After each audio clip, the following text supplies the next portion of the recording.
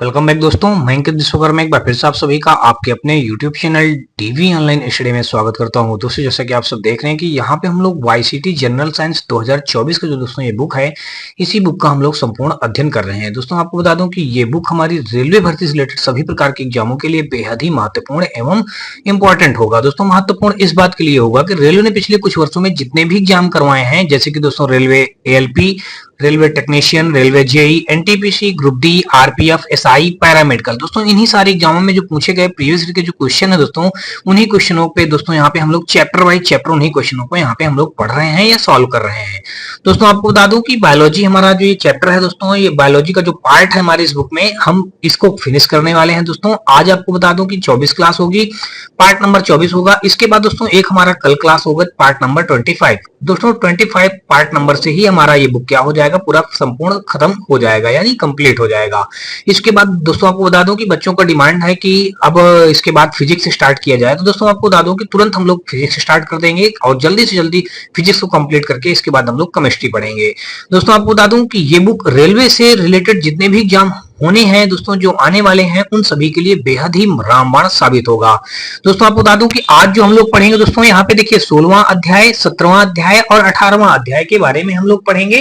देखिए 16वां अध्याय जो यहाँ पे दिया गया है, आर्थिक महत्व के जीव एवं वनस्पतियां हम लोग पढ़ेंगे। आनुवंशिकी, इंजीनियरिंग एवं बायो टेक्नोलॉजी पढ़ेंगे और प्रमुख जैव वैज्ञानिक एवं आविष्कार के बारे में हम लोग जानेंगे।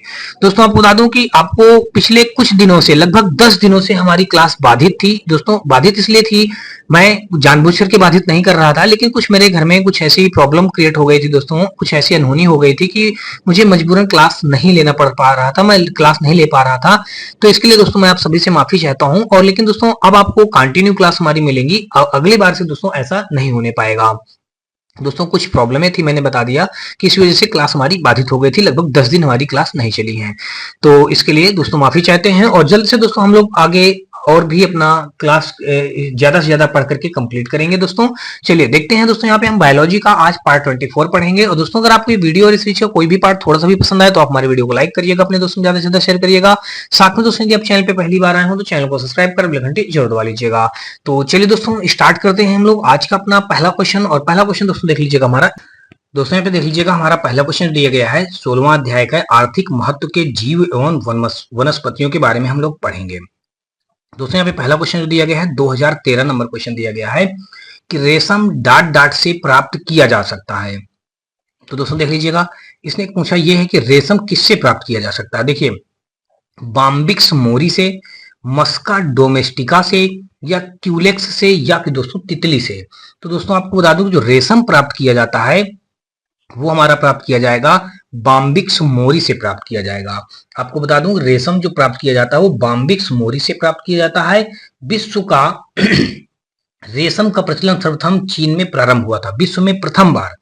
अगर यहाँ पे हम लिख दें, देखिए विश्व में सर्वप्रथम, यहाँ पे हम लिख दिया सर्वप्रथम रेशम का, रेशम आगे दोस्तों लिख दीजिएगा का, रेशम का प्रचलन, सर्वप्रथम रेशम का प्रचलन आगे लिख दीजिएगा, प्रचलन विश्व में सर्वप्रथम रेशम का प्रचलन चीन में किया गया, चीन आगे लिख दीजिएगा में किया गया।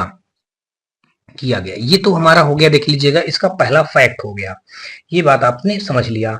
अब दोस्तों देख लीजिएगा यहाँ पे कुल मिलाकर अगर आप देखेंगे तो 2013 का क्वेश्चन नंबर हमारा विकल्प नंबर ए के साथ क्वेश्चन क्या हो जाएगा, राइट हो जाएगा। अगला दोस्तों देख लीजिएगा, और अगला क्वेश्चन हमारा दोस्तों यहाँ पे देखेंगे तो क्या दिया गया है, देख लीजिएगा भाई यहाँ पे तो यहाँ पे अगला हमारा दिया गया है 2014 नंबर पे दिया गया है। इस पे कहा गया है कि निम्नलिखित में से कौन सा लाभकारी कीट नहीं है। कह रहा है निम्नलिखित में से कौन सा लाभकारी कीट नहीं है। देख लीजिएगा दीमक, लाख कीट, रेशम कीट, मधुमक्खी। देखिए लाभकारी कीट में से नहीं है, तो दोस्तों आपको बता दूं, देखिए लाख कीट जो होता है ये भी हमारा क्या होता है, लाभकारी होता है। मधुमक्खी भी हमारी लाभकारी होती है क्योंकि मधुमक्खी से हम शहद प्राप्त करते हैं। रेशम कीट से हम लोग रेशम प्राप्त करते हैं, तो ये भी हमारे फायदेमंद है। लेकिन जो दीमक होता है ये लाभकारी कीट नहीं है। तो विकल्प नंबर अगर दोस्तों देखेंगे तो 2014 का हमारा ए के साथ भी क्वेश्चन क्या हो जाएगा, राइट बन जाएगा। दोस्तों आपको बता दूं कि कीटों की वह प्रजातियां जो परागण कीट नियंत्रण और फसल उत्पादन में मदद करती हैं, ये लाभकारी कीट कहलाते हैं। जैसे कीट लाख कीट, मधुमक्खी, रेशम कीट इत्यादि। दीमक लाभकारी कीट के अंतर्गत नहीं होता है दोस्तों, इसलिए हमारा क्या हो जाएगा, ये गलत हो जाएगा।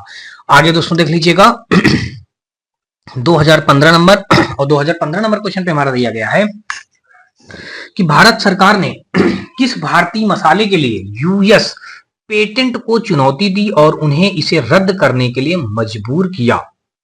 देखिए, भारत सरकार ने किस भारतीय मसाले के लिए यूएस पेटेंट को चुनौती दी और उन्हें इसे रद्द करने के लिए मजबूर किया।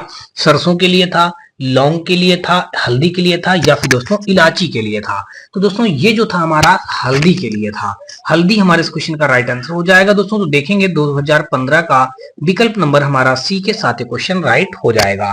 दोस्तों आपको बता दो कि हल्दी एक पुष्पीय पौधा है या जिंजर फैमिली से संबंधित है। देखिए यहाँ पे अगर पहला हम फैक्ट लिखें, हल्दी क्या है दोस्तों, देखिए हल्दी एक पुष्पीय पौधा है। हल्दी जो है एक पुष्पीय, लिख दीजिएगा एक पुष्पीय, आगे लिख दीजिएगा पौधा है। हल्दी एक पुष्पीय पौधा है, यह जिंजर फैमिली से संबंधित है। देखिए यह किससे संबंधित है, यह आगे लिख दीजिएगा जिंजर फैमिली से संबंधित है। जिंजर फैमिली, आगे लिख दीजिएगा से, जिंजर फैमिली से संबंधित है। जिंजर फैमिली से संबंधित है। अच्छा ये बात हो गई, पहला हमने फैक्ट जान लिया। दोस्तों इसका वानस्पतिक नाम करकुमा लोंगा है। देखिए अगर इसका वानस्पतिक नाम अगर जो जानेंगे, देखिए वानस्पतिक हम लिख देंगे, वानस्पतिक नाम अगर इसकी बात की जाए तो वानस्पतिक नाम इसका होता है करकुमा लोंगा। देखिए क्या होता है, करकुमा लोंगा होता है। वानस्पतिक नाम इसका क्या होता है, करकुमा लोंगा है। भारतीय मूल के अमेरिकी शोधकर्ता सुमन के दास और परिहर पी कोहली को मार्च 1995 में हल्दी दवा के लिए पेटेंट प्राप्त हुआ था। तो ये बात आपको समझ में आ गई। तो किसको किसको दोस्तों देख लीजिएगा, भारतीय मूल के अमेरिकी शोधकर्ता सुमन के दास और हरिहर पी कोहली को मार्च 1995 में हल्दी का यानी कि पेटेंट प्राप्त हुआ। कब, मार्च 1995 में। देखिए मार्च 1995 में ये प्राप्त हुआ था। तो विकल्प नंबर अगर दोस्तों देखेंगे तो यहाँ पे हमारा 2015 का सी के साथ ये क्वेश्चन राइट हो जाएगा। अगला क्वेश्चन दोस्तों देखेंगे, और अगला हमारा यहाँ पे दिया गया है, यहाँ पे 2015 के बाद हम लोग देखेंगे 2016 नंबर। 2016 नंबर पे हमारा दिया ये गया है, कहा गया कि निम्नलिखित में से किसके उपचार के लिए अर्जुन वृक्ष की छाल का प्रयोग किया जाता है। देखिए अर्जुन वृक्ष की छाल का प्रयोग किया जाता है, देखिए क्षय रोग के लिए, त्वचा रोग के लिए, हृदय रोग के लिए, या फिर दोस्तों सूजन के लिए। तो दोस्तों आपको बता दूं कि अर्जुन वृक्ष की छाल का प्रयोग हम लोग करते हैं हृदय रोग के लिए करते हैं। तो ये विकल्प नंबर हमारा 2016 का देखेंगे तो यहाँ पे सी के साथ ये क्वेश्चन राइट हो जाएगा। तो अर्जुन वृक्ष की छाल का प्रयोग हम लोग किसके लिए करते हैं दोस्तों, हृदय रोग के लिए करते हैं। दोस्तों आपको बता दूं कि देखिए इसे हृदय की शक्तिवर्धक के रूप में जाना जाता है। ऋग्वेद में भी इस वृक्ष का उल्लेख किया गया है। मूल रूप से ये एशिया में पाया जाता है। देखिए ये जो अर्जुन वृक्ष है ये कहाँ पाया जाता है, अर्जुन वृक्ष हमारा कहाँ पे पाया जाता है, एशिया में पाया जाता है। एशिया में, आगे लिख दीजिएगा, पाया जाता है। तो ये बात आपको कंफर्म हो गई, कहाँ पे पाया जाता है, एशिया में पाया जाता है। कौन, ये अर्जुन वृक्ष। ठीक है भाई। आगे दोस्तों देख लीजिएगा 2017 नंबर, और यहाँ पे हमारा दिया गया, कहा गया कि इनमें से किस रेशेदार फसल का प्रयोग मोटे कपड़े, बैग, थैले और सजावटी सामान बनाने के लिए किया जाता है। इनमें से किस रेशेदार फसल का प्रयोग मोटे कपड़े और बैग, थैले और सजावटी सामान बनाने के लिए किया जाता है। देखिए सन का, हुप वाइन का, जूट का, या फिर दोस्तों कपास का। तो दोस्तों यहाँ पे जूट जो दिया गया है ये विकल्प नंबर हमारा 2017 का सी के साथ क्वेश्चन राइट हो जाएगा। जूट टिलिएसी कुल का सदस्य है। इसका जन्म स्थान अफ्रीका व भारत माना जाता है। यह कपास के पश्चात प्रमुख रेशे वाली फसल है। इसकी खेती के लिए उष्णार्द्र जलवायु की आवश्यकता होती है। इसका उपयोग मोटे कपड़े के बैग, थैले या सजावटी सामान बनाने के लिए इसका प्रयोग किया जाता है। तो ये बात आपको समझ में आ गई दोस्तों। यहाँ पे हमारा कुल मिलाकर विकल्प नंबर कौन सा राइट हो जाएगा, विकल्प नंबर हमारा यहाँ पे सी के साथ क्वेश्चन राइट हो जाएगा। आगे दोस्तों देख लीजिएगा, कह रहा इनमें से किस पौधे को ग्रीन गोल्ड कहा जाता है, नीम को, तुलसी को, बांस को, या फिर दोस्तों अदरक को। तो दोस्तों आपको बता दूं कि इनमें से किस पौधे को ग्रीन गोल्ड कहा जाता है, तो बांस को हम लोग ग्रीन गोल्ड कहते हैं। क्या कहेंगे दोस्तों? बांस को ग्रीन गोल्ड कहेंगे। 2018 का विकल्प नंबर हमारा सी के साथ क्वेश्चन राइट हो जाएगा। दोस्तों आपको बता दूं कि बांस को प्रायः हरा सोना नाम से भी जाना जाता है, या भारत में हर जगह पाया जाता है। बांस को गरीब आदमी की लकड़ी के रूप में जाना जाता है। बांस घास कुल का पौधा है। ये जो बांस है ये घास कुल का है। इसको क्या बोलते हैं? घास कुल बोला जाता है। बांस को किस कुल के अंतर्गत रखा गया है दोस्तों? घास कुल के अंतर्गत रखा है। चलिए अगला दोस्तों देख लीजिएगा, 2019 नंबर क्वेश्चन इस पे दिया गया, कह रहा किस कवक को एक कवकनाशी के रूप में भी प्रयोग किया जाता है? ट्राइकोडर्मा हर्जियानम को, माइक्रोस्पोरिडिया को, बसिडियोमाइकोटा को, हाइपोमाइसीट्स को। तो दोस्तों 2019 का अगर देखेंगे तो किस कवक को एक कवकनाशी के रूप में प्रयोग किया जाता है? तो ये हो जाएगा ट्राइकोडर्मा हर्जियानम। तो ये 2019 का विकल्प नंबर हमारा ए के साथ क्वेश्चन राइट हो जाएगा। दोस्तों आपको बता दूं कि ट्राइकोडर्मा हर्जियानम जो होता है ये एक घुलनशील जैविक कवकनाशी हमारा क्या है? कवकनाशी है। ट्राइकोडर्मा के कवक तंतु फसल के नुकसानदायक कवक तंतुओं को लपेटकर सीधे अंदर घुसकर उनका जीवन रस चूस लेते हैं। तो यहाँ पे दोस्तों विकल्प नंबर हमारा कौन सा हो जाएगा? विकल्प नंबर हमारा ए के साथ क्वेश्चन राइट हो जाएगा।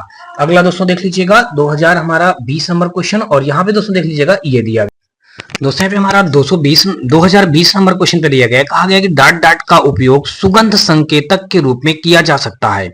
वनीला का, आंवला का, इमली का, फिटकिरी का। तो दोस्तों आपको बता दूं कि यहाँ पे जो हमारा दिया गया है सुगंध संकेतक के रूप में किया जा सकता है। किसका? ये वनीला का हम लोग प्रयोग सुगंध संकेतक के रूप में कर सकते हैं। ये हमारा वनीला क्वेश्चन इस क्वेश्चन का राइट आंसर बन जाएगा। तो 2020 का दोस्तों देखेंगे तो विकल्प नंबर हमारा ए के साथ क्वेश्चन राइट हो जाएगा। वनीला का उपयोग सुगंध संकेतक के रूप में किया जाता है। यह वनीला कुल से संबंधित है। इसका उपयोग सौंदर्य प्रसाधन उपयोग में इत्र बनाने में किया जाता है। इसका उपयोग खाद्य पदार्थों के स्वाद को बढ़ाने में भी किया जाता है। किसका? वनीला का दोस्तों। तो यहाँ पे हमारा विकल्प नंबर 2020 का देखा जाएगा तो ए के साथ क्वेश्चन राइट हो जाएगा। आगे दोस्तों देख लीजिएगा 2021 नंबर, और इस पे कहा गया कि इनमें से कौन सा विकल्प ओमेगा डैश 3 वसा अम्लों का सबसे अच्छा स्रोत है? करा इनमें से कौन सा विकल्प ओमेगा 3 वसा अम्लों का सबसे अच्छा स्रोत है? तो मक्के का तेल, या फिर दोस्तों आप कह सकते हैं कार्न ऑयल भी कह सकते हैं, या सार्डिन कह सकते हैं, पालक कह सकते हैं, गेहूं के उत्पादक कह सकते हैं। दोस्तों आपको बता दूं कि ओमेगा 3 वसा अम्लों का सबसे अच्छा जो स्रोत होता है वो होता है सार्डिन होता है। यानी कि 2021 का देखा जाएगा तो विकल्प नंबर हमारा बी के साथ क्वेश्चन राइट हो जाएगा। देखिए ओमेगा 3 वसा अम्लों का सबसे अच्छा स्रोत सार्डिन होता है। तो नेक्स्ट क्वेश्चन दोस्तों देख लीजिएगा 2022 नंबर, इसमें कहा लिटमस का घोल डाट डाट से निकाला जाता है। हाइड्रेंगी द्वारा, पेटुनिया द्वारा, जेरेनियम द्वारा, लाइकेन द्वारा। लिटमस का घोल डाट डाट से निकाला जाता है। लिटमस का घोल डाट डाट से निकाला जाता है। तो दोस्तों आपको बता दूं कि लिटमस का जो घोल होता है वो किसके द्वारा निकाला जा सकता है? वो लाइकेन। देखिए लाइकेन ऑप्शन यहाँ पे दिया गया है डी ऑप्शन पे, तो यहाँ पे लिटमस का घोल लाइकेन से निकाला जा सकता है। लाइकेन दिया गया है डी ऑप्शन पे।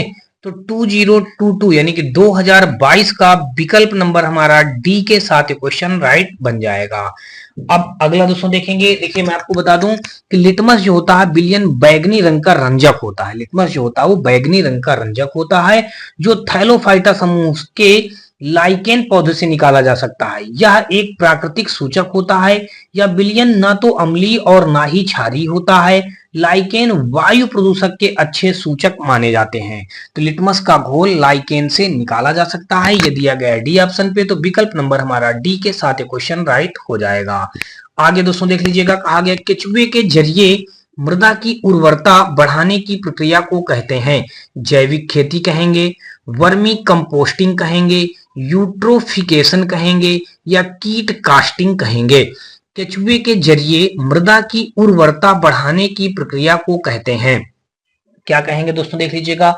यहाँ पे केचुए के जरिए मृदा की उर्वरता बढ़ाने की प्रक्रिया को हम लोग क्या कहेंगे, इसको कहेंगे वर्मी कंपोस्टिंग कहा जाता है दोस्तों। क्या कहा जाएगा, वर्मी कंपोस्टिंग कहा जाता है। विकल्प नंबर देखेंगे तो हमारा बी के साथ क्वेश्चन राइट हो जाएगा। दोस्तों आपको बता दूं कि केचुए के जरिए जो मृदा की उर्वरता बढ़ाने की जो प्रक्रिया की जाती है इसको वर्मी कंपोस्टिंग कहा जाता है। वर्मी कंपोस्ट को वर्मी कल्चर या केचुआ पालन भी कहते हैं। और वर्मी कंपोस्ट केचुए के मल से तैयार किया जाता है या सभी प्रकार की फसलों के लिए प्राकृतिक संपूर्ण एवं संतुलित आहार होता है। तो विकल्प नंबर अगर दोस्तों यहाँ पे देखेंगे तो हमारा 2023 का कौन सा हो जाएगा, 2023 का विकल्प नंबर बी के साथ क्वेश्चन राइट बन जाएगा। आगे हम लोग देखेंगे 2024 नंबर, यहाँ पे कहा है कि एंटीबायोटिक डॉट डॉट कवक से प्राप्त किया जाता है। एंटीबायोटिक डॉट डॉट कवक से प्राप्त किया जा सकता है, नियोमाइसिन प्राप्त किया जा सकता है, स्ट्रेप्टोमाइसिन या पेनिसिलिन या इरिथ्रोमाइसिन। तो दोस्तों 2024 का अगर देखेंगे तो एंटीबायोटिक पेनिसिलिन के कवक से प्राप्त किया जा सकता है। तो 2024 का अगर दोस्तों देखेंगे तो विकल्प नंबर हमारा सी के साथ क्वेश्चन राइट बन जाएगा। आगे हम लोग देखेंगे दोस्तों 2024 का विकल्प नंबर हमारा सी के साथ क्वेश्चन राइट हो गया। और आगे दोस्तों देखेंगे 2025 नंबर क्वेश्चन यहाँ पे हमारा दिया गया है। इस पे कहा है कि इनमें से कौन एक पादप उत्पाद नहीं है। देखिए पादप उत्पाद नहीं है तो दोस्तों आपको बता दूं जो यहाँ पे शहद दिया गया है ये शहद हमारा पादप उत्पाद नहीं होगा।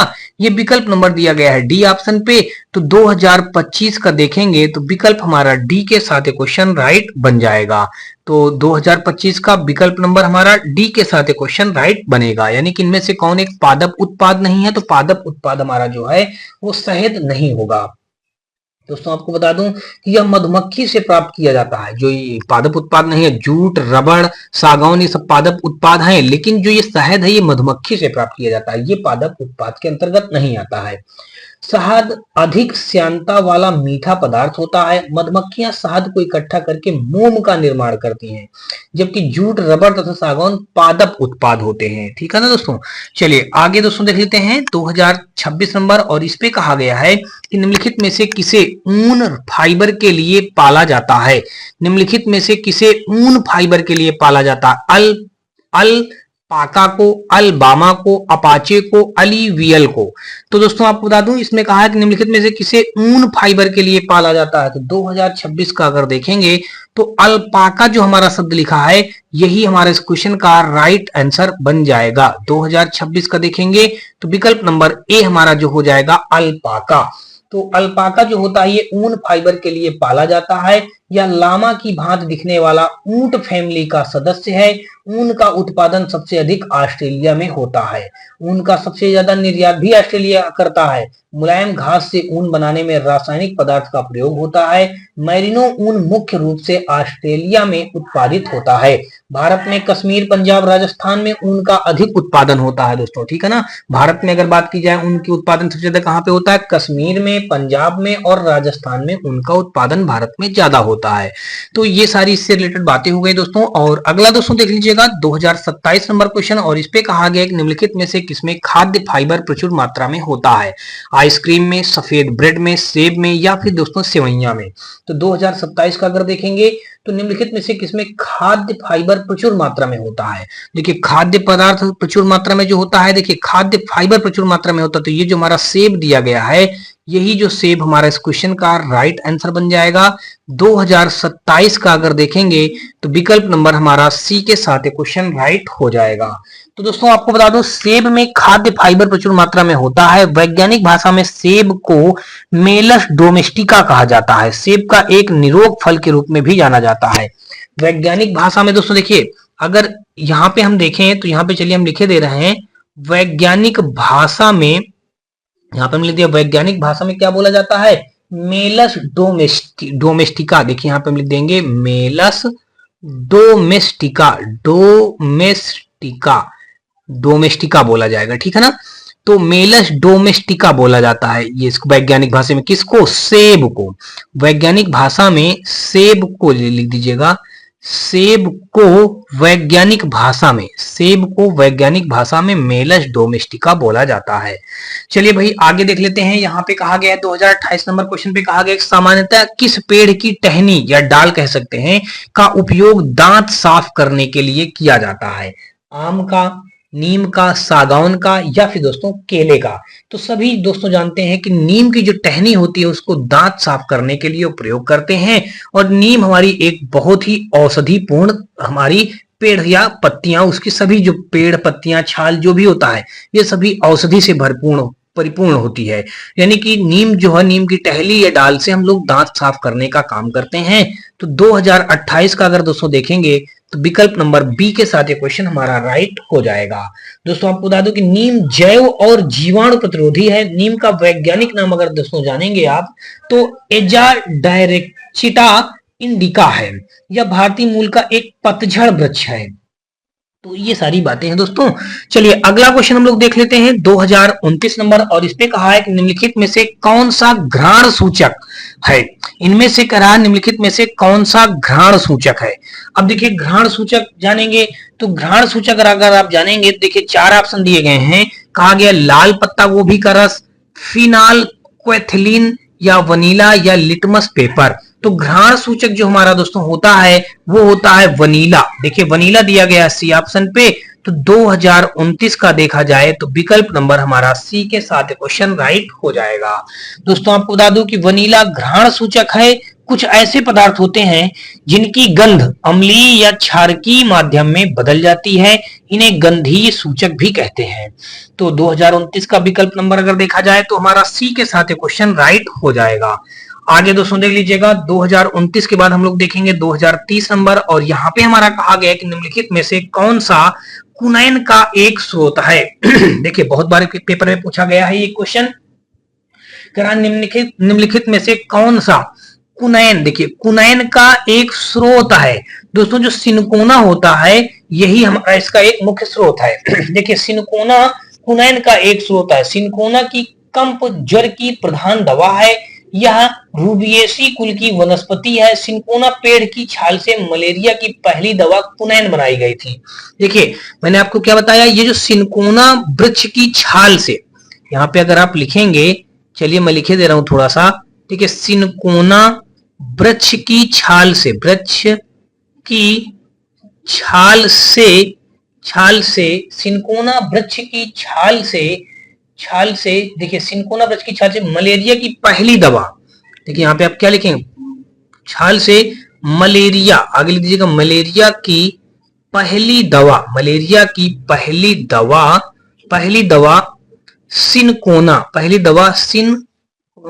दवा कुनैन बनाई गई थी। पहली दवा अगर आगे लिखेंगे, पहली दवा कुनैन बनाई गई थी। पहली दवा कुनैन बनाई आगे दोस्तों लिख दीजिएगा गई। ठीक है, ये बातें हो गई दोस्तों। इसका अगला हम लोग देखेंगे, देखिए 2030 का देखा जाए तो विकल्प नंबर हमारा यहाँ पे ए के साथ क्वेश्चन राइट हो जाएगा। आगे दोस्तों देख लीजिएगा 2031 नंबर, इसमें कहा है कि इनमें से कौन सा जानवर सामान्य छोटी गाड़ी खींचता है? देखिए इनमें से कौन सा जानवर सामान्यतः छोटी गाड़ी खींचता है? तो दोस्तों जो घोड़ा होता है ये सामान्यतः छोटी गाड़ी खींचता है। तो विकल्प नंबर हमारा देखेंगे 2031 का बी के साथ क्वेश्चन राइट हो जाएगा। आगे दोस्तों देख लीजिएगा 2032 नंबर, और इस पे हमारा कहा गया है कि स्मृति में सुधार के लिए आयुर्वेद में किस पौधे का उपयोग किया जाता है? स्मृति यानी कि अपने मन मतलब स्मृति के सुधार के लिए हम कह रहा है किस आयुर्वेद में किस पौधे का उपयोग किया जाता है? दोस्तों जो ब्राह्मी लिखा है, ब्राह्मी पौधे का हम स्मृति के सुधार में उपयोग करते हैं। 2032 का विकल्प नंबर हमारा सी के साथ क्वेश्चन राइट हो जाएगा। तो चलिए दोस्तों आपको बता दूं ब्राह्मी पौधे का उपयोग किया जाता है स्मृति के सुधार में। दोस्तों आपको बता दूं कि ब्राह्मी में बैकोसाइड ए का पाया जाता है। ब्राह्मी में बैकोसाइड ए पाया जाता है जिसमें स्मृति शक्ति में वृद्धि होती है। ब्राह्मी का वनस्पत नाम बैकोपा मोरियेरी है और यह स्क्रोफ्लुरेजी प्रजाति के संबंध रखती है।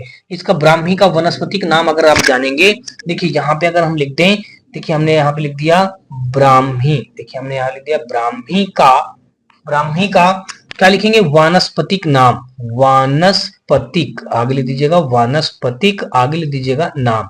ब्राह्मी का अगर वानस्पतिक नाम अगर आप जानेंगे दोस्तों, तो इसका ब्राह्मी का वानस्पतिक नाम होता है बैकोपा मोरियेरी, बैकोपा मोरियेरी। देखिए हमने लिख दिया बैकोपा, बैकोपा मोरियारी, मोरियारी, ये होता है इसका क्या, ब्राह्मी का वनस्पतिक नाम होता है। चलिए भाई आगे देख लेते हैं हम लोग। और अगला क्वेश्चन दोस्तों यहाँ पे देख लीजिएगा, देखेंगे चावल के खेतों में मिट्टी की उर्वरता को डाट डाट द्वारा बेहतर किया जा सकता है। पोटेशियम क्लोराइड द्वारा, नीले हरे शैवाल द्वारा, जिप्सम द्वारा, सोडियम क्लोराइड द्वारा।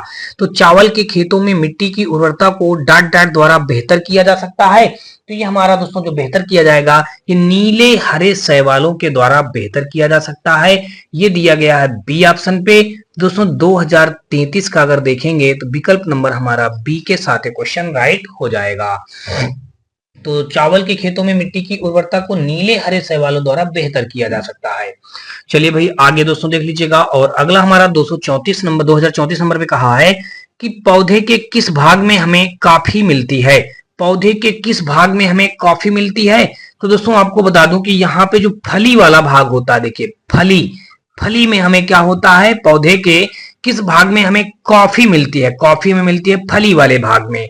तो 2034 का अगर देखेंगे तो विकल्प नंबर हमारा यहाँ पे दोस्तों 2034 का डी के साथ एक क्वेश्चन हमारा राइट बन जाएगा। आगे दोस्तों देख लीजिएगा 2035 नंबर। और यहाँ पे हमारा दिया गया, कहा गया कि निम्नलिखित में से किन पौधों से रक्तचाप का उपचार किया जा सकता है। देखिए जामुन के पौधों से, तुलसी के पौधों से, या सर्पगंधा से या फिर दोस्तों बबूल से। तो रक्तचाप का जो उपचार किया जाता है दोस्तों, ये हमारा सर्पगंधा के पौधों से किया जाता है। तो ये हमारा हो जाएगा 2035 का अगर दोस्तों देखेंगे तो विकल्प नंबर हमारा यहाँ पे सी के साथ क्वेश्चन राइट हो जाएगा। आगे दोस्तों देख लीजिएगा 2036 नंबर पे आएंगे तो देखिए नया अध्याय हमारा स्टार्ट हो रहा, आनुवंशिकी इंजीनियरिंग एंड या एवं बायोटेक्नोलॉजी। आनुवंशिकी इंजीनियरिंग एवं बायोटेक्नोलॉजी के बारे में हम लोग पढ़ेंगे। जेनेटिक इंजीनियरिंग एंड बायोटेक्नोलॉजी देख लीजिएगा, पहला क्वेश्चन दिया गया, कहा गया निम्नलिखित में से किसमें जेनेटिक इंजीनियरिंग शामिल है, वैश्वीकरण, रक्तहीन क्रांति, हरित क्रांति, या फिर दोस्तों जीन क्रांति। तो दोस्तों आपको बता दूं कि आनुवांशिकी इंजीनियरिंग एंड बायोटेक्नोलॉजी जो हमारा इसमें कहा गया है कि जेनेटिक इंजीनियरिंग शामिल है। तो जेनेटिक इंजीनियरिंग जो हमारा शामिल है दोस्तों किससे संबंधित है, वो संबंधित है जीन क्रांति से संबंधित है। विकल्प नंबर अगर देखेंगे तो डी के साथ क्वेश्चन हमारा राइट बन जाएगा। देखिए 2036 का देखा जाए तो विकल्प नंबर हमारा डी इस क्वेश्चन का राइट आंसर बनेगा। दोस्तों आपको बता दो किसी जीव के जीनोम में हस्तक्षेप पर उसे परिवर्तित करने की क्रिया को जेनेटिक इंजीनियरिंग कहा जाता है। अर्थात जीन क्रांति में जेनेटिक इंजीनियरिंग शामिल है। वर्तमान में इस तकनीक का प्रयोग कृषि, पशु प्रजनन, संचार प्रणाली आदि में किया जाता है। तो ये सारी बातें हैं दोस्तों। और अगला क्वेश्चन हम लोग देखेंगे दोस्तों, देख लीजिएगा 2037 नंबर। इस पे कहा है कि भारत में इनमें से किस आनुवंशिक रूप से संशोधित फसल की कानूनन खेती करने की अनुमति दी गई है। बीटी कपास, फिर कहा बीटी आलू, जीएम सरसों, बीटी बैगन। तो 2037 का अगर दोस्तों देखेंगे तो कह इनमें से किस आनुवंशिक रूप से संशोधित फसल की कानूनन खेती करने की अनुमति दी गई है। तो ये हो जाएगा बीटी कपास। तो दोस्तों देखा जाए तो 2037 का विकल्प नंबर हमारा ए के साथ क्वेश्चन राइट बन जाएगा। तो बीटी कपास हमारे इस क्वेश्चन का राइट आंसर हो जाएगा। और अगला दोस्तों देख लीजिएगा 2038 नंबर। और यहाँ पे हमारा देख लीजिएगा दिया गया है कि बैगन का एक आनुवंशिक संशोधित प्रारूप विकसित किया गया था। इसका उद्देश्य क्या था। देखिए बैगन का एक आनुवंशिक संशोधित प्रारूप विकसित किया गया था। इसका उद्देश्य क्या था। सूखा रोधी बनाना, इसकी भंडारण अवधि में सुधार करना, कीट प्रतिरोधी बनाना, इसके स्वाद को बेहतर बनाना। देखिए इसमें यह सुधार विकसित किया गया था, ये कीट प्रतिरोधी बनाना। 2038 का अगर देखेंगे तो विकल्प नंबर हमारा सी के साथ क्वेश्चन राइट हो जाएगा। आगे दोस्तों देख लीजिएगा। अब आपको दोस्तों बता दूं कि बैगन का एक आनुवंशिक संशोधित रूप विकसित किया गया था। इसका उद्देश्य बैगन को कीट प्रतिरोधी बनाना होता था। तो अगला दोस्तों देख लीजिएगा। अगला दोस्तों 2039 में कहा है कि जैव प्रौद्योगिकी का तात्पर्य किससे है? बैक्टीरिया का तकनीकी अध्ययन से है। फिर कह रहा है शरीर में रसायनों का तकनीकी अध्ययन से है। मानव शरीर रचना विज्ञान के क्षेत्र में तकनीक का इन्फ्यूजन से है। औद्योगिक प्रक्रियाओं में सजीवों का उपयोग से है। तो दोस्तों आपको बता दूं कि जैव प्रौद्योगिकी का तात्पर्य औद्योगिक प्रक्रियाओं में सजीवों का उपयोग से है। तो 2039 का देखेंगे तो विकल्प नंबर हमारा यहाँ पे क्या दिया गया है? 2039 का विकल्प नंबर हमारा डी के साथ क्वेश्चन राइट बन जाएगा। आगे हम लोग देखेंगे, देखिए 2039 के बाद अगर दोस्तों देखेंगे तो 2040 में हमारा दिया गया है कि वनस्पति भागों या बीज के बजाय कोशिकाओं के माध्यम से नए पौधों का उगाना कहा जाता है। देखिए वनस्पति भागों या बीज के बजाय कोशिकाओं के माध्यम से नए पौधों को उगाना कहा जाता है। टिश्यू कल्चर कहा जाएगा, पुनः विखंडन कहा जाएगा, बहुविखंडन कहा जाएगा, द्विचर विखंडन कहा जाएगा। तो दोस्तों आपको बता दूं कि टिश्यू कल्चर कहा जाएगा। टिश्यू कल्चर के अकॉर्डिंग हम दोस्तों क्या करते हैं? बीज के बजाय कोशिकाओं के माध्यम से नए पौधे के उगाने को हम लोग क्या कहते हैं? टिश्यू कल्चर कहते हैं। दोस्तों आपको बता दूं दोस्तों कि इसका जो हमारा देखिए ये कोशिका एक पूर्ण पौधे का निर्माण करने में सक्षम है। 1902 में हेवरलैंड ने कोशिका की पूर्ण सशक्तता की संकल्पना दी थी और उन्हें पौधे के टिश्यू कल्चर का जनक कहा जाता है। किसको? इसको, यानी कि हेवरलैंड को 1902 में। देखिए टिश्यू कल्चर यहाँ पे हमारा जो दिया गया है ए ऑप्शन पे, तो ये विकल्प नंबर हमारा ए के साथ क्वेश्चन राइट हो जाएगा। 2040 का विकल्प ए हमारा राइट बन जाएगा। दोस्तों आपको बता दूं कि यहाँ पे जो हेवरलैंड, देखिए यहाँ पे हम क्या लिखेंगे? हेवरलैंड। यहाँ पे क्या लिख दिया जाएगा? हेवरलैंड जो हमारा है, हेवरलैंड जो हमारा है ये इनको हेवरलैंड को टिश्यू कल्चर का जनक कहा जाता है। टिश्यू आगे लिख दीजिएगा कल्चर, टिश्यू कल्चर का जनक कहा जाता है। जनक आगे लिख दीजिएगा कहा, फिर आगे लिख दीजिएगा जाता है।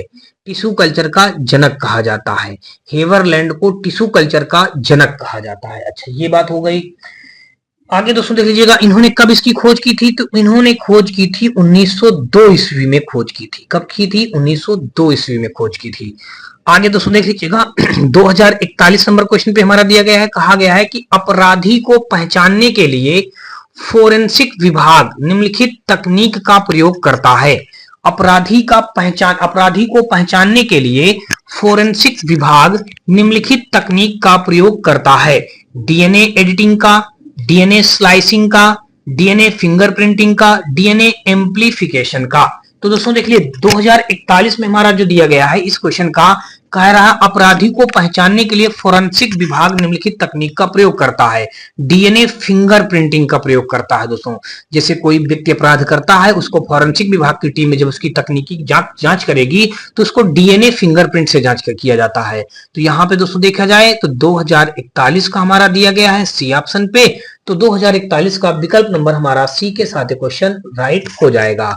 देखिए अब आपको मैं बता दूं कि यहाँ पे जो दिया गया है हमारा डीएनए फिंगरप्रिंट, तो इसको अगर हम देखेंगे तो दोस्तों यहाँ पे क्या होता था? एक फोरेंसिक तकनीकी जांच है जो आपराधिक संदिग्धों के प्रोफाइल की डीएनए सबूतों में तुलना करती है। इसका विकास 1984 के एलेक जेफरी ने किया था। देखिए डीएनए फिंगरप्रिंट का अगर विकास की बात की जाए, देखिए इसका विकास 1984 में कब किया गया था दोस्तों? 1984 में एलेक जेफरी, 1984 ईस्वी में, देखिए 1984 ईस्वी में एलिक, देखिए यहाँ पे क्या लिखेंगे? एलिक जेफरी, एलिक जेफरी ने किया, एलिक जेफरी ने किया। देखिए अब ये बात आपको समझ में आ गई होगी कि यानी कि फोरेंसिक जांच है, डीएनए फिंगरप्रिंट की जांच दोस्तों 1984 ईस्वी में एलिक जेफरी ने किया था। अच्छा ये बात हो गई। अगला दोस्तों देख लीजिएगा 2041 के बाद अगर हम दोस्तों देखेंगे 2042 नंबर क्वेश्चन पे कहा गया है कि सबसे पहले डीएनए को अलग किसने किया था?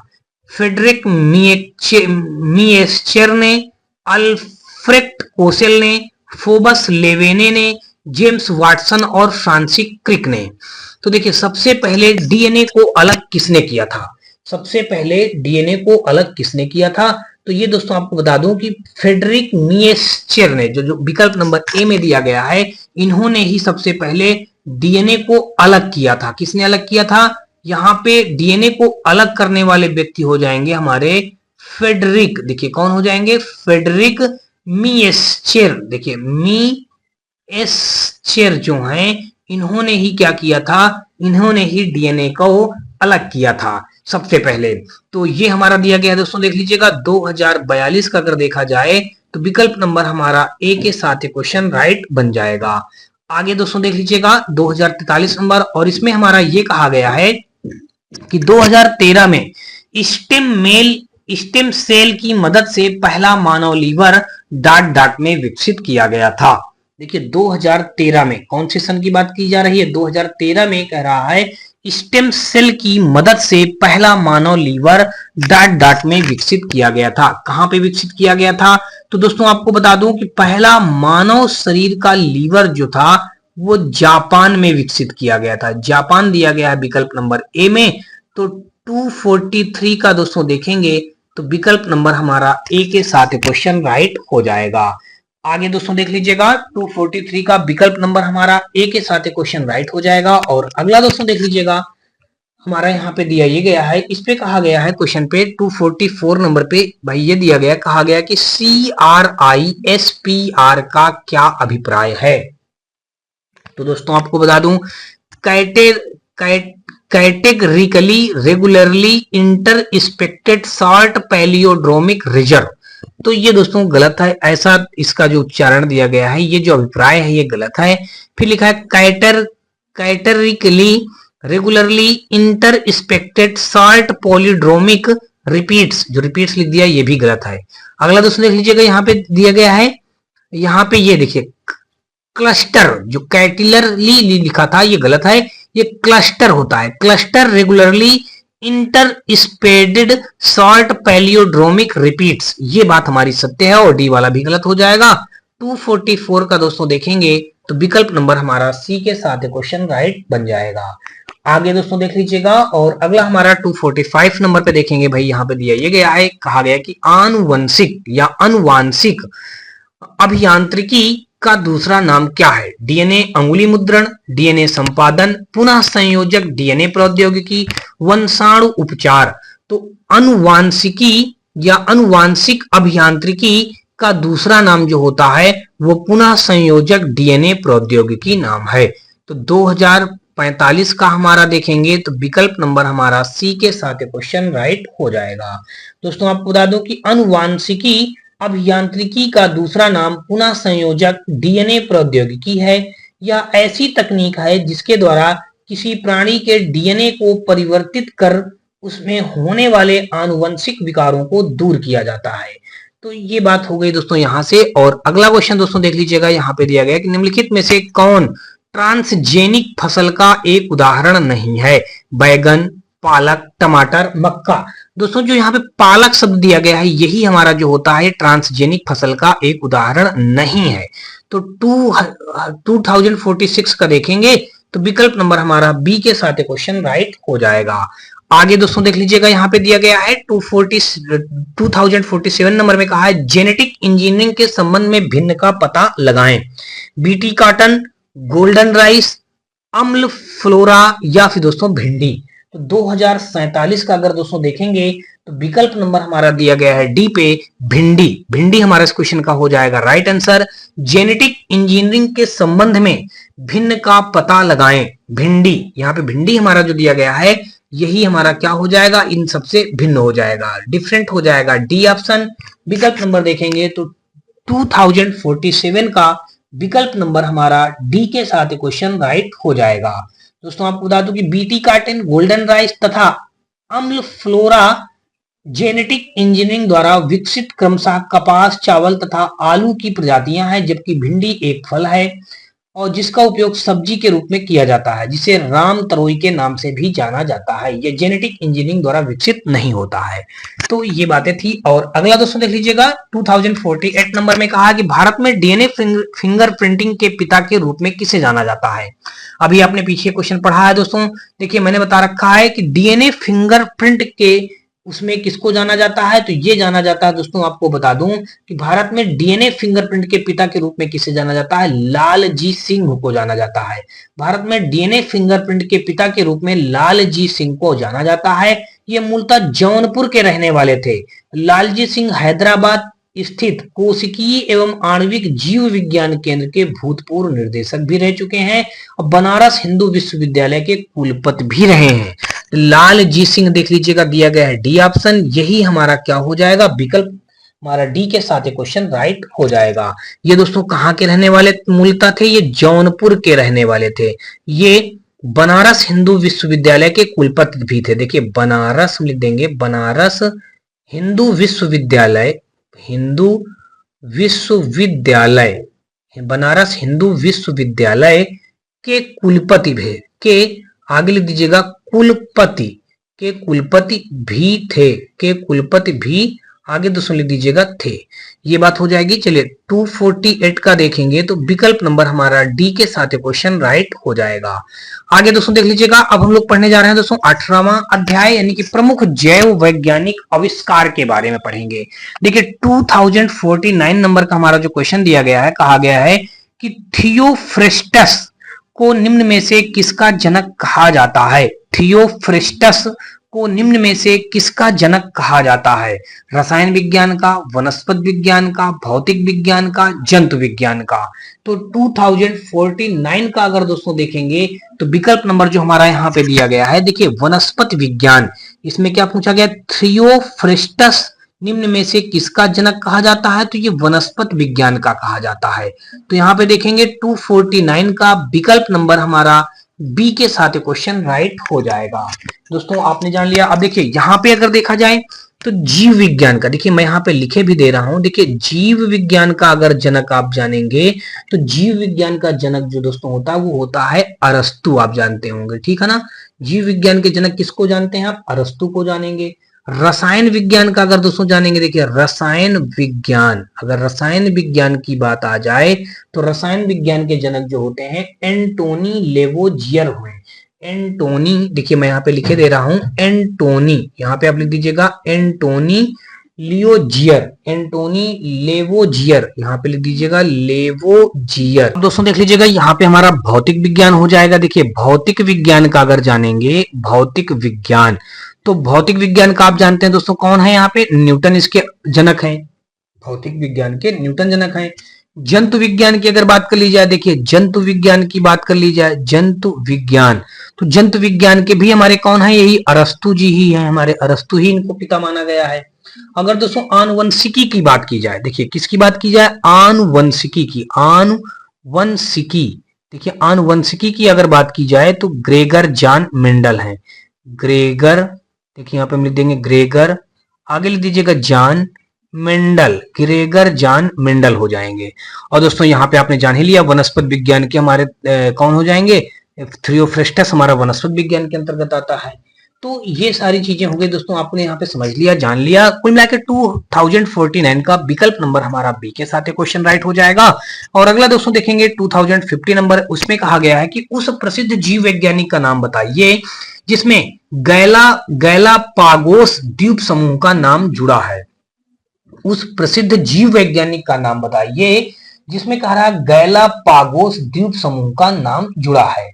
तो वो हो जाएगा दोस्तों चार्ल्स डार्विन। विकल्प नंबर हमारा जो डी दिया गया है यही इस क्वेश्चन का राइट आंसर हो जाएगा। देखिए ब्रिटिश वैज्ञानिक चार्ल्स डार्विन ने वर्ष 1835 में गैलापागोस द्वीप समूह पर कुछ महत्वपूर्ण अध्ययन किए थे, जिसने उनके विकासवाद के सिद्धांत में अहम भूमिका निभाई थी, जिसे प्रशांत महासागर के दक्षिण में इक्वाडोर का हिस्सा है दोस्तों। यह दक्षिण अमेरिकी महाद्वीप के लगभग 1000 किलोमीटर दूर पर यह स्थित है। तो कुल मिलाकर के यहाँ पे आपने जाना 2050 का विकल्प नंबर हमारा डी के साथ क्वेश्चन राइट बन जाएगा।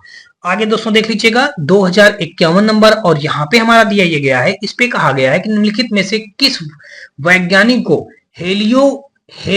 हेलिकोबैक्टर पायलोरी नामक बैक्टीरियम जो पेप्टिक अल्सर के लिए उत्तरदायी है की खोज के लिए फिजियोलॉजी एवं मेडिसिन के क्षेत्र में नोबेल पुरस्कार से सम्मानित किया गया। दोस्तों 4 ऑप्शन दिए गए हैं, देख लीजिएगा, विलियम सी कैम्बल और सतोशी ओमुरा। फिर दूसरा किया गया जेम्स पी एलिसन और तसुकु होंजो। और फिर अगला दिया गया है रॉबिन वारेन और बैरी मार्शल। यही हमारा क्या हो जाएगा, विकल्प नंबर सी रॉबिन वारेन और बैरी मार्शल जो हमारा हो जाएगा इस क्वेश्चन का राइट आंसर हो जाएगा। इस क्वेश्चन में यह कहा गया था कि निम्नलिखित में से किस वैज्ञानिक को हेलिकोबैक्टर पायलोरी नामक बैक्टीरियम जो पेप्टिस अल्सर के लिए उत्तरदायी है की खोज के लिए फिजियोलॉजी एवं मेडिसिन के क्षेत्र में नोबेल पुरस्कार से सम्मानित किया गया था। तो वो हो जाएंगे रॉबिन वारेन और बैरी मार्शल हो जाएंगे। तो 2051 का दोस्तों देखा जाएगा तो विकल्प नंबर हमारा यहाँ पे सी के साथ क्वेश्चन राइट बन जाएगा। आगे दोस्तों देख लीजिएगा 2052 नंबर क्वेश्चन पे हमारा दिया गया है। इस पे कहा है कि इनमें से किसे आधुनिक वनस्पति विज्ञान का जनक माना जाता है। आधुनिक वनस्पति विज्ञान का जनक माना जाता है कार्ल लिनियस को माना जाता है। दोस्तों आधुनिक वनस्पति विज्ञान का जनक जिसे माना जाता है वो कार्ल लिनियस हैं। तो 2052 का विकल्प नंबर सी के साथ क्वेश्चन राइट हो जाएगा।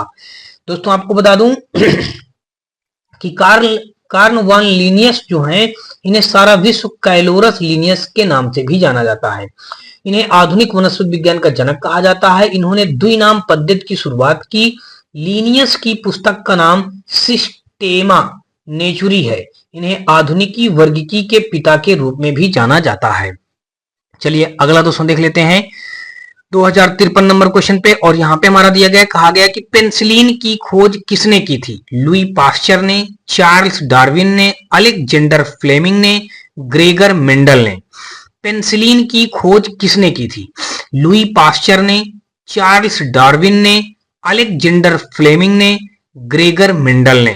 तो 2053 का अगर दोस्तों देखेंगे तो विकल्प नंबर जो हमारा हो जाएगा पेनिसिलिन की खोज अलेक्जेंडर फ्लेमिंग ने किया था। तो 2053 का विकल्प नंबर सी के साथ क्वेश्चन राइट हो जाएगा। दोस्तों आपको बता दूं कि लुई पास्चर ने क्या किया था, इन्होंने रेबीज के टीके की खोज की थी। लुई पास्चर यहां पे लिख देंगे रेबीज, देखिए रेबीज के टीके की खोज की। रेबीज के टीका का खोज किया कौन, लुई पास्चर ने। और चार्ल्स डार्विन जो है दोस्तों विकास के सिद्धांत का प्रतिपादन दिया है। यहाँ पे क्या लिख देंगे, विकास के सिद्धांत, विकास के सिद्धांत का प्रतिपादन दिया है। विकास के सिद्धांत का प्रतिपादन दिया है। अब अगला दोस्तों देखेंगे, अगर यहाँ पे अगला देखेंगे तो अलेक्जेंडर फ्लेमिंग ने पेनिसिलिन की खोज की। तो आपको मालूम है ग्रेगर मेंडल ने जो किया था आनुवंशिकी के जनक का। देखिए यहाँ पे इन्होंने किया है आनुवंशिकी का जनक, यानी आनुवंशिकी का जनक। और ये हो जाएगा। तो कुल मिला के यहाँ पे दोस्तों देखा जाएगा तो विकल्प नंबर हमारा 2053 का विकल्प नंबर सी के साथ क्वेश्चन राइट हो जाएगा। और अगला दोस्तों देख लीजिएगा 2054 नंबर। और इस पे देख लीजिएगा दिया गया है, इस पे कहा गया है कि इनमें से कौन सा पौधों की वृद्धि मापने के लिए प्रयुक्त उपकरण है। इनमें से कौन सा पौधों की वृद्धि मापने के लिए प्रयुक्त उपकरण है। बोलोमीटर या क्रिस्कोग्राफ, क्रोनोमीटर या कार्डियोग्राफ। तो यहाँ पे दोस्तों अगर देखेंगे 2054 का जो हमारा दिया गया है विकल्प नंबर जो हो जाएगा बी, क्रिस्कोग्राफ हमारे इस क्वेश्चन का राइट आंसर हो जाएगा। कौन सा पौधों की वृद्धि मापने के लिए प्रयुक्त होता है, तो ये क्रिस्कोग्राफ जो होता है पौधों की वृद्धि मापने में काम आता है। और बोलोमीटर से दोस्तों क्या होता है, इसका उपयोग विद्युत चुंबकीय विकिरण को मापने के लिए होता है। बोलोमीटर विद्युत चुंबकीय विकिरण को मापने के लिए, देखिए यहाँ पे हम लिखे दे रहे हैं, यहाँ पे लिख देते हैं विद्युत चुंबकीय विकिरण। देखिए हम यहाँ पे लिख देते हैं विद्युत चुंबकीय विकिरण, विद्युत चुंबकीय विकिरण के लिए प्रयोग किया जाता है। क्रिस्कोग्राफ आपने जान ही लिया, पौधों की वृद्धि मापने के लिए प्रयोग किया जाता है। क्रोनोमीटर का प्रयोग दोस्तों क्या होता है, जलयानों में सही समय का पता लगाने के लिए। किसका, क्रोनोमीटर का ना। यहाँ पे जलयानों में देखिए क्रोनोमीटर का प्रयोग कहाँ पे किया जाता है, जलयानों। देखिए हम यहाँ पे लिख देंगे जलयानों में सही समय का पता लगाने के लिए, सही समय का पता लगाने के लिए, पता आगे लिख दीजिएगा लगाने के लिए होता है। अब बचा दोस्तों कार्डियोग्राफ। देखिए कार्डियोग्राफ का प्रयोग हम किस लिए करते हैं, हृदय की गति जांचने के लिए करते हैं। किसके लिए, यहाँ पे हृदय की गति जांचने के लिए। हृदय, देखिए हृदय आगे लिख दीजिएगा की, हृदय की गति जांचने के लिए, हृदय की गति जांचने आगे लिख दीजिएगा के लिए, हृदय की गति जांचने के लिए हम इसका प्रयोग करते हैं।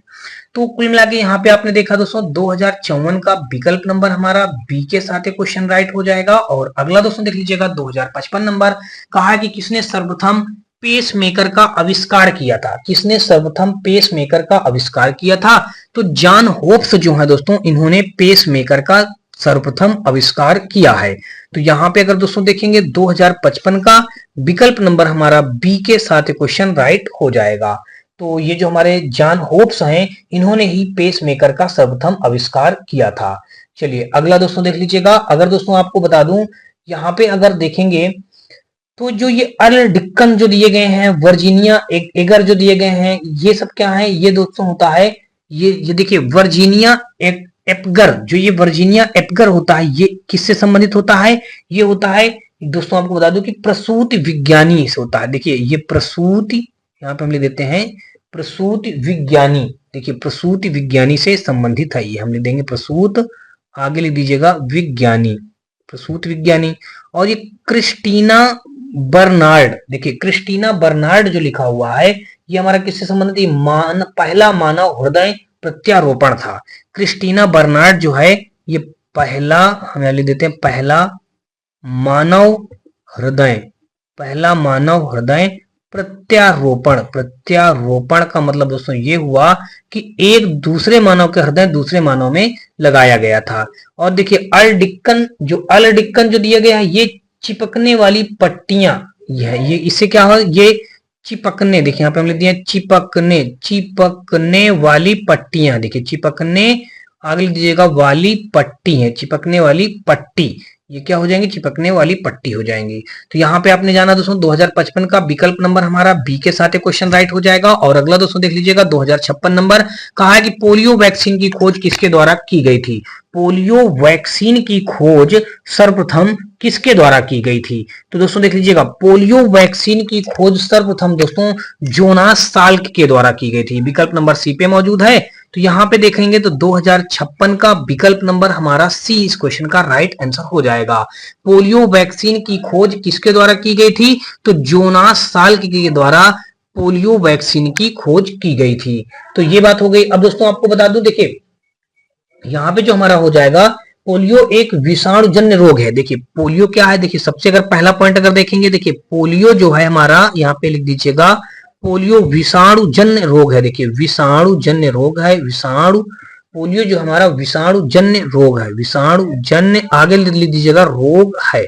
पहला फैक्ट ये हो गया, पोलियो जो हमारा है, पोलियो विषाणुजन्य रोग है। और दूसरा अगर फैक्ट इसके बारे में जो जानेंगे, तो पोलियो वैक्सीन की खोज सर्वप्रथम जोनास साल्क द्वारा 1995 में की गई थी। कब की गई थी? देखिए 1995 में इन्होंने इसकी, जोनास साल्क ने पोलियो की इसकी खोज की थी। भारत में 2014 में पोलियो में मुक्त घोषित कर दिया गया था। भारत में पल्स पोलियो अभियान की शुरुआत 1995 में ही शुरू हुई थी और 25 अक्टूबर को विश्व पोलियो दिवस मनाया जाता है। देखिए यहाँ पे अगर आप लिखेंगे तो 25 अक्टूबर, देखिए 25 अक्टूबर को विश्व पोलियो दिवस मनाया जाता है। विश्व पोलियो, 25 अक्टूबर को विश्व पोलियो दिवस मनाया जाता है। विश्व पोलियो दिवस, आगे लिख दीजिएगा मनाया, फिर यहाँ पे लिख दीजिएगा जाता है। यहाँ पे ये हो गया, ठीक है ना। 25 अक्टूबर को विश्व पोलियो दिवस मनाया जाता है। चलिए आगे दोस्तों देख लीजिएगा 2057 नंबर, और यहाँ पे कहा है कि पोलियो के टीके की खोज किसने की थी? देखिए अभी अभी आपने पढ़ा है जोनास साल्क, ये इन्होंने ही पोलियो के टीके की खोज की थी। तो विकल्प नंबर यहाँ पे 2057 का बी के साथ क्वेश्चन राइट हो जाएगा। आगे दोस्तों देख लीजिएगा, पोलियो का पहला प्रभावी टीका किसने बनाया था? देखिए अभी वही फिर पूछ लिया गया। तो पोलियो का पहला प्रभावी टीका किसने बनाया था? जोनास ई साल्क, ये विकल्प नंबर डी पे यहाँ पे दिया गया है। तो 2058 का विकल्प नंबर हमारा डी के साथ क्वेश्चन राइट हो जाएगा। आगे दोस्तों देख लीजिएगा 2059 नंबर, और इस पे कहा है कि एंटोनी वान ल्यूवेहाक डाट की खोज के लिए प्रसिद्ध हैं। एंटोनी वान ल्यूवेहाक डाट की खोज के लिए प्रसिद्ध है। माइक्रोस्कोप की खोज के लिए, नायलॉन की खोज के लिए, लेजर की खोज के लिए, रेडियो वाल्व की खोज के लिए। तो 2059 का दोस्तों देखेंगे तो एंटोनी वान जो है ये किसकी खोज के लिए प्रसिद्ध है? ल्यूवेहाक की खोज दोस्तों ये माइक्रोस्कोप की खोज के लिए प्रसिद्ध है। तो 2059 का विकल्प नंबर हमारा ए के साथ क्वेश्चन राइट हो जाएगा। आगे दोस्तों देख लीजिएगा 2060 नंबर पे कहा है कि लुई पास्चर को किस खोज के लिए जाना जाता है। तो देखिए अभी मैंने आपको पीछे बताया है कि लुई पास्चर को जो किस खोज के लिए जाना जाता है, तो लुई पास्चर को दोस्तों रेबीज का टीका इन्होंने खोजा था, इसलिए लुई पास्चर को जाना जाता है। लुई पास्चर को किस लिए जाना जाता है? लुई पास्चर ने रेबीज का टीका की खोज की थी। तो 2060 का अगर दोस्तों देखेंगे तो विकल्प नंबर हमारा डी के साथ क्वेश्चन राइट हो जाएगा। आगे दोस्तों देख लीजिएगा चेचक के लिए टीका किसने प्रदान किया था। देखिए चेचक का टीका किसने प्रदान किया था, तो देखिए अभी भी अब मैंने आपको बताया है एडवर्ड जेनर ने चेचक के टीके का खोज किया था। कब किया था? तो 1749 से 1823 के बीच में किया था। देखिए 1749 से 1823 में चेचक के टीके की खोज एडवर्ड जेनर ने किया था। तो ये दोस्तों हमारा इस क्वेश्चन का ये राइट आंसर हो जाएगा। और दोस्तों आप जानते हैं यहाँ पे अलेक्जेंडर फ्लेमिंग जो हमारे पेनिसिलिन की खोज की थी, तो ये सारी चीजें दोस्तों आपको मैंने पीछे बता भी रखा है। रॉबर्ट कोच ने कालेरा की खोज की थी, और ये जो हमारे हैं रॉबर्ट कोच ये किसकी खोज की थी? कालरा की खोज की थी। तो ये सारी बातें हो गई। और अगला दोस्तों देख लीजिएगा 261 के बाद हम लोग देखेंगे दोस्तों 262 नंबर। देखिए 261 में हमारा राइट कौन सा हो जाएगा? तो कुल मिलाकर अगर यहाँ पे देखेंगे तो 2061 का विकल्प नंबर हमारा ए के साथ क्वेश्चन राइट बन जाएगा। 2062 पे आ जाइए। इसमें कहा है कि इनमें से किस योगदान के लिए एडवर्ड जेनर प्रसिद्ध है। देखिए एडवर्ड जेनर अभी किसके लिए प्रसिद्ध है? तो एडवर्ड जेनर किसके योगदान के लिए प्रसिद्ध है? देखिए टीका के लिए, किसके? चेचक के टीका के लिए एडवर्ड जेनर प्रसिद्ध है। विकल्प नंबर हमारा दिया गया है ए ऑप्शन पे। तो विकल्प नंबर हमारा 2062 का ए के साथ क्वेश्चन राइट हो जाएगा। 2062 का देखेंगे तो विकल्प नंबर ए के साथ क्वेश्चन राइट बन जाएगा। और अगला दोस्तों देख लीजिएगा 2063 नंबर क्वेश्चन पे दिया गया, कहा गया कि oral polio vaccine dot dot के द्वारा विकसित की गई थी। एडवर्ड जेनर के द्वारा, अलेक्जेंडर फ्लेमिंग के द्वारा, अल्बर्ट साबिन के द्वारा, जोनास साल्क के द्वारा।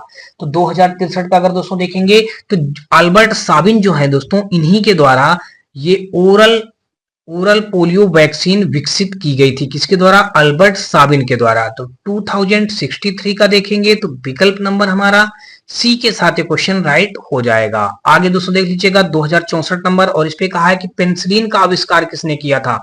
तो पेनिसिलिन का आविष्कार अलेक्जेंडर फ्लेमिंग ने किया था। तो 2064 का देखेंगे तो विकल्प नंबर हमारा बी के साथ क्वेश्चन राइट हो जाएगा। चलिए भाई आगे दोस्तों देख लीजिएगा अलेक्जेंडर फ्लेमिंग ने किस एंटीबायोटिक की खोज की थी। दोस्तों देख लीजिएगा यहाँ अलेक्जेंडर या पेनिसिलिन का आविष्कार किसने किया था? तो यहाँ पे दोस्तों इन्होंने किया था अलेक्जेंडर फ्लेमिंग ने किया था। कब किया था दोस्तों इसकी खोज? 1928 ईस्वी में किया था। तो ये दोस्तों इंग्लैंड में की गई थी इसकी खोज 1928 ईस्वी में। तो अगर देखा जाए तो ये 1928 ईस्वी में इंग्लैंड में इसकी खोज की गई थी। कहां पे? इंग्लैंड में। अच्छा ये बात हो गई। अगला दोस्तों देख लीजिएगा, अब अगला क्वेश्चन कहा है कि 1928 में अलेक्जेंडर फ्लेमिंग ने किस एंटीबायोटिक की खोज की थी। दोस्तों देख लीजिएगा पेनिसिलिन की खोज की थी। विकल्प नंबर ए पे दिया गया है। तो 2065 का दोस्तों देख लीजिएगा विकल्प नंबर हमारा ए के साथ क्वेश्चन राइट हो जाएगा। आगे दोस्तों देख लीजिए पेनिसिलिन की खोज का श्रेय किसे दिया जाता है। तो अलेक्जेंडर फ्लेमिंग को पेनिसिलिन की खोज का श्रेय दिया जाता है। कब दिया गया था इनको? ये 1928 ईस्वी में। दोस्तों कब दिया गया था? दोस्तों देख लीजिएगा 1928 ईस्वी में इनको ये इसका श्रेय दिया गया है। तो यहाँ पे दोस्तों अगर देखेंगे 2066 का विकल्प नंबर हमारा सी के साथ क्वेश्चन राइट हो जाएगा। आगे दोस्तों देख लीजिएगा 2067 नंबर, और यहाँ पे कहा है कि 1928 में अलेक्जेंडर फ्लेमिंग द्वारा खोजी गई पहली एंटीबायोटिक निम्नलिखित में से कौन सी थी। तो पेनिसिलिन थी दोस्तों। तो ये बहुत इंपॉर्टेंट क्वेश्चन, देखिए घुमा घुमा करके बस वही बार बार क्वेश्चन पूछ रहा है। तो ये हमारा यहाँ पे क्या हो जाएगा? 2067 का विकल्प नंबर ए के साथ क्वेश्चन राइट हो जाएगा। आगे दोस्तों देख लीजिएगा 2068 नंबर, और इस पे कहा है कि डॉक्टर सलीम मोइजुद्दीन अब्दुल अली किसके लिए प्रसिद्ध थे। पक्षी विमानी के लिए, शल्य चिकित्सक के लिए, वकील के लिए, कंप्यूटर वैज्ञानिक के लिए। डॉक्टर सलीम मोइजुद्दीन अब्दुल अली किसके लिए प्रसिद्ध थे? तो ये दोस्तों हमारे जो प्रसिद्ध थे ये हमारा पक्षी विज्ञानी के लिए प्रसिद्ध थे। विकल्प नंबर हमारा देखा जाएगा तो 2068 का ए के साथ क्वेश्चन राइट हो जाएगा। आगे दोस्तों देख लीजिएगा 2069 नंबर, और इस पे हमारा क्वेश्चन पे दिया गया है, कहा है कि पौधों के विकास को मापने के लिए प्रयुक्त एक उपकरण किस्कोग्राफ का आविष्कार डॉट डॉट द्वारा किया गया है।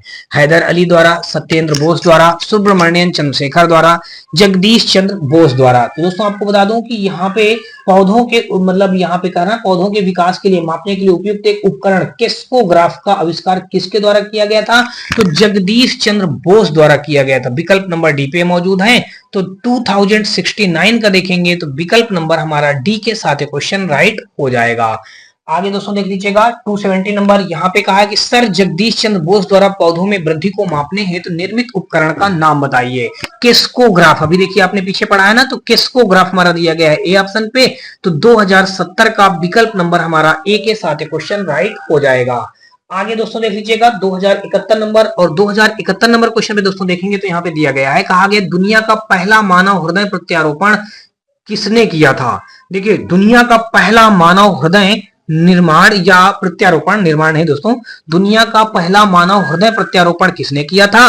तो क्रिस्टियान बर्नार्ड। दोस्तों ये हमारा जो दिया गया है, ये दुनिया का पहला मानव हृदय प्रत्यारोपण किया गया था। इसमें दूसरे व्यक्ति का हृदय दूसरे व्यक्ति में प्रत्यारोपित किया गया था। तो ये क्रिस्टियान बर्नार्ड हमारा हो जाएगा। 2071 का देखेंगे तो विकल्प नंबर हमारा बी के साथ क्वेश्चन राइट हो जाएगा। आगे दोस्तों देख लीजिएगा 2071 के बाद हम लोग देखेंगे दोस्तों 2072 नंबर, और यहाँ पे 2072 नंबर में दोस्तों देख लीजिएगा हमारा दिया ये गया है, इस पे कहा गया है कि उस क्रिया वैज्ञानिक का नाम क्या है जिसे वर्ष 2010 में परखनली निषेचन तकनीक के आविष्कार हेतु चिकित्सा का नोबेल पुरस्कार प्रदान किया गया था? तो वो है दोस्तों रॉबर्ट एडवर्ड्स हैं। जैसे 2010 में उन्होंने परखनली निषेचन तकनीकी का आविष्कार किया था। कौन दोस्तों? ये हमारा उस वैज्ञानिक का नाम है रॉबर्ट एडवर्ड्स है। तो ये हमारा हो जाएगा 2072 का विकल्प नंबर बी के साथ क्वेश्चन राइट हो जाएगा। देखिए रॉबर्ट एडवर्ड्स को वर्ष 2010 में परखनली निषेचन तकनीक का आविष्कार हेतु चिकित्सक का नोबेल पुरस्कार प्रदान किया गया था। 1978 में जुलाई महीने में दुनिया के पहले परखनली शिशु का जन्म ब्रिटेन में हुआ था। इस बच्चे का नाम लुई ब्राउन था, जो एडवर्ड्स की कोशिकाओं का परिणाम था। उनकी इस कामयाबी में प्रजनन के क्षेत्र में क्रांति ला दी। आईवीएफ तकनीकी प्रक्रिया में अंडों से लेकर भ्रूण के प्रत्यारोपण के लिए अंडों का बनना, अंडों का बाहर निकलना, अंडों का फर्टिलाइजेशन, भ्रूण का विकास और भ्रूण प्रत्यारोपण जैसे चरण होते हैं। उल्लेखनीय यह है कि त्वचा को स्पर्श को समझ लेने की रहस्यमयी गुत्थी को सुलझाने वाले दो अमेरिकी वैज्ञानिकों डेविड जूलियस और एडवर्ड पटापैटियन को 2021 का चिकित्सा क्षेत्र का नोबेल पुरस्कार प्रदान किया गया था। तो यहाँ पे अगर दोस्तों देखेंगे तो विकल्प नंबर हमारा 2072 का बी के साथ क्वेश्चन राइट हो जाएगा। और यहाँ पे दोस्तों देख लीजिएगा आज के इस पार्ट का हमारा अंतिम क्वेश्चन जो दिया गया है, इस पे कहा है कि पहला वनस्पति विज्ञानी किसे माना जाता है? थियोफ्रेस्टस को, प्लेटो को, प्लिनी को, आर्किमिडीज को। तो पहला वनस्पति विज्ञानी किसे माना जाता है? थियोफ्रेस्टस को। ये अभी हम पीछे बता चुके हैं दोस्तों। 2073 का विकल्प नंबर हमारा ए के साथ क्वेश्चन राइट हो जाएगा। तो होप सो दोस्तों आपको अभी तक मेरे द्वारा बताए गए सारे क्वेश्चन विधिवत तरीके से या अच्छी तरीके से समझ में आ रहे होंगे। फिर भी दोस्तों आपको बता दूं यदि किसी भी क्वेश्चन में किसी प्रकार का कोई डाउट या डप हो तो आप मुझे कमेंट सेक्शन में कमेंट करके बताएं। और दोस्तों इस वीडियो का कोई भी पार्ट थोड़ा सा भी पसंद आया हो तो आप हमारे वीडियो को लाइक करिएगा, अपने दोस्तों ज्यादा से ज्यादा शेयर करिएगा। साथ में दोस्तों यदि आप चैनल पे पहली बार आए हो तो चैनल को सब्सक्राइब कर बेल घंटी जरूर दबा लीजिएगा। और दोस्तों यदि आपको कोई भी राय सुझाव हो तो अपनी राय और सुझाव भी हमें कमेंट सेक्शन में कमेंट करके जरूर बताएं। और इसके साथ साथ दोस्तों आप हमारे WhatsApp channel, Telegram channel, WhatsApp group से भी जुड़ सकते हैं। इन सभी का लिंक दोस्तों आपको हमारे इसी वीडियो के डिस्क्रिप्शन पे दिया गया है, जहां से आप लोग आसानी से जुड़ सकते हैं। ग्रुप में जुड़ने से आपको दोस्तों ढेरों प्रकार के बेनिफिट होंगे। बेनिफिट इस बात के लिए होंगे कि सबसे पहले दोस्तों आपको एक क्लास नोट्स का हाल से पीडीएफ मिल जाएगा। हर रोज का करंट अफेयर आपको हमारे वहां पे मिलेगा। आपके द्वारा भेजे गए किसी भी प्रकार के डाउट या डट को क्लियर किया जाएगा। दोस्तों आपको किसी भी प्रकार की कोई भी बुक चाहिए तो उन सभी प्रकार की बुकों को फ्री ऑफ कॉस्ट पीडीएफ भी अवेलेबल किया जाएगा। तो ये सारे बेनिफिट है दोस्तों आपको ग्रुप में जुड़ने से। तो दोस्तों ज्यादा से ज्यादा संख्या में आप लोग ग्रुप से भी जरूर जुड़ा करें। तो चलिए दोस्तों हम लोग नेक्स्ट पार्ट में मिलते हैं। तब तक के लिए दोस्तों जय हिंद।